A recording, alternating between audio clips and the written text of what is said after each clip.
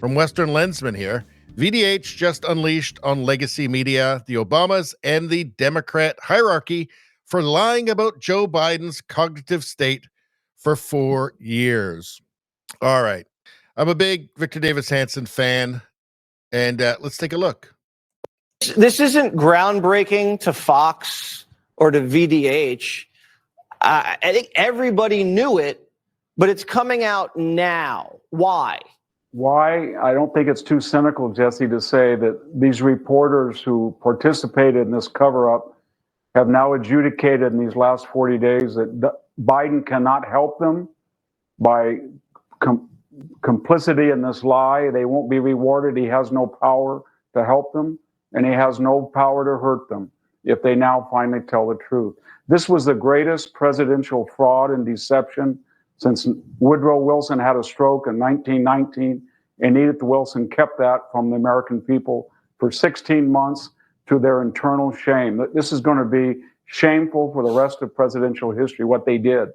They know what they did. And the worst offender is actually not the media, it's Kamala Harris. When she announced the Robert Hur report, she attacked him personally and said he should be ashamed of himself.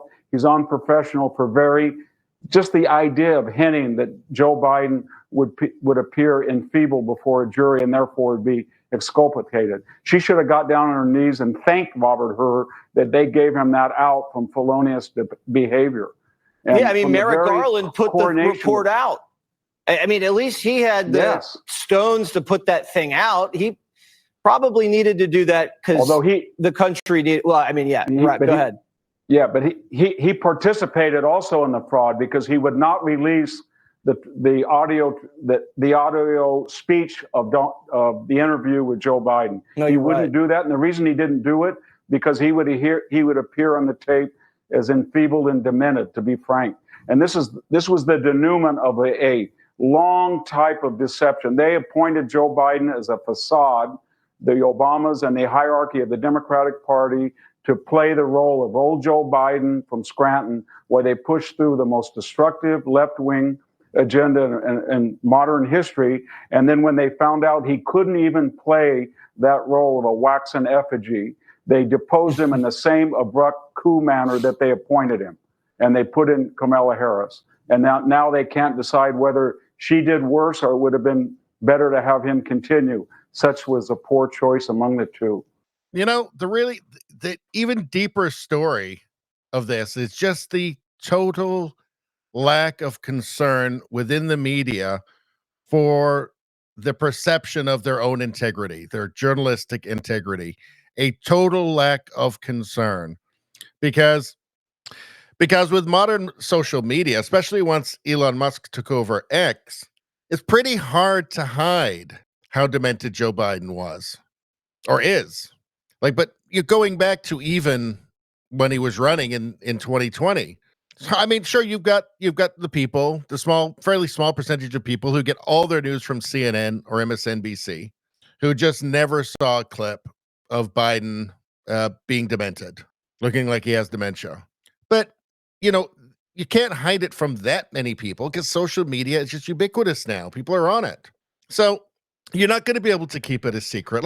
We were talking about it in 2020 that Joe Biden was demented then. And we saw innumerable instances of him falling off his bike, getting confused, publicly spouting gibberish, shaking invisible people's hands, saying hi to dead people. I mean, just over and over and over again. So knowing that you can't keep it secret, you can only keep it secret to, a small minority of the public that gets all their news from you. And even they couldn't keep it secret from because of the debate. It all came out in the debate. What we're expecting to happen happened at the debate. All right. So this total unconcern about the media, this total unconcern within the media about their own integrity, about, public trust in them and their integrity, journalistic integrity.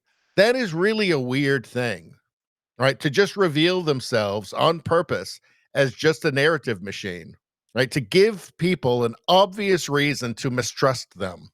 That's an incredible story. I mean, that's the death of corporate media right there.